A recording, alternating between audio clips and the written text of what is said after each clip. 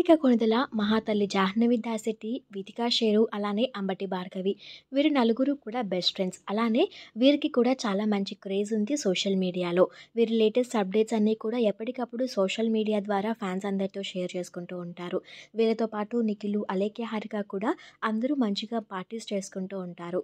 అయితే రీసెంట్‌గానే ముంబైలో వీరు ఒక పార్టీకి అటెండ్ అయ్యారు. ఆ పార్టీలో జెంట్స్ అందరూ కూడా వైట్ కలర్ షర్ట్స్‌లో, అలానే గర్ల్స్ అందరూ కూడా బ్లూ కలర్ అవుట్‌ఫిట్స్‌లో మెరిసిపోయారు.